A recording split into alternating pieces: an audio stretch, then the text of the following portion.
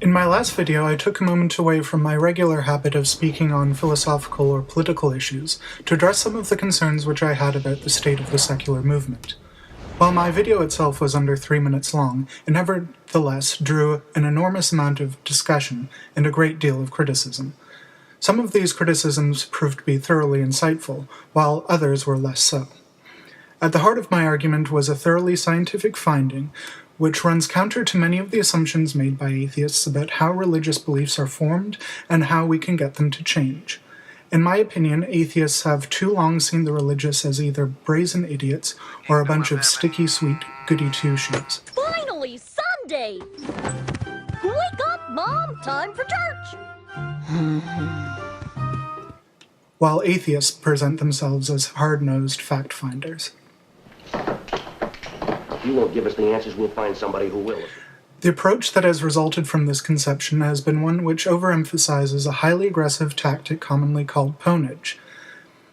Often mixed with a smidge of irony and then, let's not lie, some much-needed rebuttal, ponage seems to have been written a permission slip by the atheist community, and oftentimes it seems that the most popular voices are not necessarily the ones that are most well-considered, the ones that are most well-informed or the most intelligent, but merely those who can scream loudest while their internet audiences shriek with laughter. Of death is why most of you believe in religion to begin with. So you'll believe any kind of bullshit you have to make it not true. You believe fucking snakes talk. You believe what? Ha ha! Hey everybody, come here and look at what Skippy here thinks is real. My main argument against this tactic doesn't depend on multiculturalism, a commitment to liberalism or leftism, and none of the typical armchair responses which are often offered by people in my position. No, my argument is perfectly well situated in scientific literature, which directly studies how people form their beliefs and what types of approaches tend to work in these situations. As freethinkers, skeptics, or atheists, it is difficult to pin down one set of common beliefs which we all share. People are always different, and this is only more true of a group of people who fundamentally define themselves by a belief system which they do not have. But if we had to pick a candidate for a shared belief among atheists, one of them would surely be a commitment to scientific methodology. A belief that we should follow the evidence wherever it leads us and accept conclusions reached, no matter what our prior belief systems are. I think all of us atheists hold this belief to some degree, and I further think that this method happens to be the best one.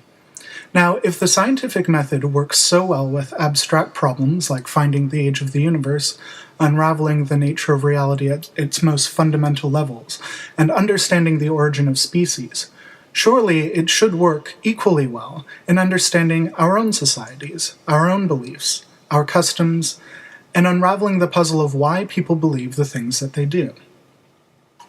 It may come as a late surprise to some people that such a science has been progressing for decades and has tested various hypotheses around these exact questions. Science is not merely the things we do in laboratories. One area of such research has investigated how people respond to political and other belief-motivating campaigns has thoroughly shown that the way in which atheists have been trying to change people's minds have been going in exactly the wrong direction.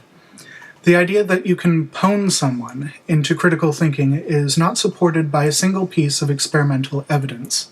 It is entirely made up and is a clear example of non-scientific thinking in an otherwise highly scientific community. My proposal is that people who employ or defend this tactic should be ridiculed with all the same vitriol that we do to other non-scientific thinkers, such as homeopaths, Reiki healers, and creationists. I further suggest that we throw the idea of ponage on the trash heap of old, debunked, ad hoc theories, and I think that's where it belongs. So what is my evidence? The evidence is not particularly difficult to find either. Let's take, for instance, papers written on the effects of negative campaigning for political parties, which I take to be roughly analogous to campaigning for religious causes. The authors Lau, Siegelman, and Rover write in their meta-analysis of 33 separately conducted studies on negative campaigns that, quote, there is an overriding lack of evidence that negative campaigning works in the way it is supposed to. They then move on to speculate based on that evidence that the negative campaigning actually moves to harm the entire political discourse, not only by diminishing political involvement by affected parties, but also creating a mistrust of government. That, I think, alone should give us pause about the nature of the discourse which we are implementing. But an important part of my earlier video wasn't just that these videos fail to work in the way that they're supposed to. I was also hinting to the fact that these videos might actually reinforce the beliefs which are being attacked, and in effect, make people cling even more tightly to their religious convictions. This claim once again finds an enormous amount of confirming evidence. I would point interested people to the literature on the so-called Backfire Effect, such as a paper by Nyhan and Riefler called When Corrections Fail, in which previous political misrepresentations actually increased when corrections were offered. I would follow up this reading to include an article by skeptic writer and host of the Point of Inquiry podcast, Chris Mooney, in his article, The Science of Why We Don't Believe Science. There, among the article, you will also find further reading on this phenomenon. All of this leading back, of course, to what Mooney has called the key insight of modern neuroscience, which I drew upon heavily within my last video.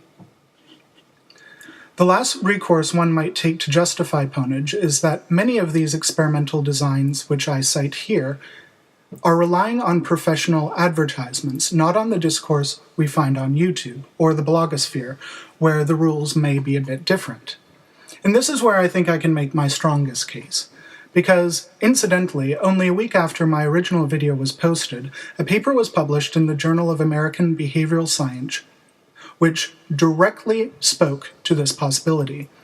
The paper, entitled YouTubification of Political Talk, an Examination of Persuasion Appeals in Viral Video, found conclusively that audience, quote, resist being swayed by emotional appeals, and are far more concerned with evidence sources and reason than they are with being emotionally engaged. So much for the YouTube stars and atheist stars who have made their fame on the harsh, jarring attacks on people's belief systems, instead using scientific evidence and, once again, using experimental data, not just our preconceptions and pet theories. We find that these tactics don't change people's minds, not even the moderates, that they are damaging the level of discourse in the community, that these attacks do not work even in short video formats, and that they might even be creating more religious or more extreme religious zealots than they are in fact converting. But like any argument that is thoroughly based on a set of studies, there are going to be some places where it is quite possible that I am wrong. For starters, although the experimental evidence seems very solid, it is nonetheless experimental evidence. Another experiment could be done tomorrow to thoroughly disprove all of the claims made in this video, such as the nature of science. Secondly, while the evidence seems very strong, we can also notice that it is largely, though not exclusively, drawn from the research on political ideology, and not necessarily onto religious beliefs. It is quite possible that religious beliefs are processed in a fundamentally different way than political beliefs are. My response to this is to say once again that I am open to being disproven. However, in the absence of a perfect test, we have to hypothesize on the basis of the data which we have collected so far. And as far as I can see, we have ample evidence that these tactics do not work for a wide variety of beliefs, as well as evidence from neuroscience and cognitive psychology that these results are common features of all of our thinking processes, not just to political thought. Compare this mountain of evidence to what I would describe as a complete lack of evidence in favor of ponage and in favor of these tactics. I have never seen any findings, experimental or otherwise, which would suggest that these, in fact, work. I have never heard of anyone explicitly endorsing it or defending it, nor has anyone come forward with scientific evidence to demonstrate that this is the best way to go. Once again, it feels worth repeating that if we are truly committed to using reason, logic, and science to solve the problems of the world, then the cult of ponage and in-your-face activism bears all of the earmarks of pseudoscientific fluff. Unfortunately, it is fluff that is advocated by some of the most respected names in our community. However, despite the pull of popularity, we can make a better and more reasonable decision. Popularity does not make the Christians or the Muslims or the Scientologists right. Why should it make one of our own community members right,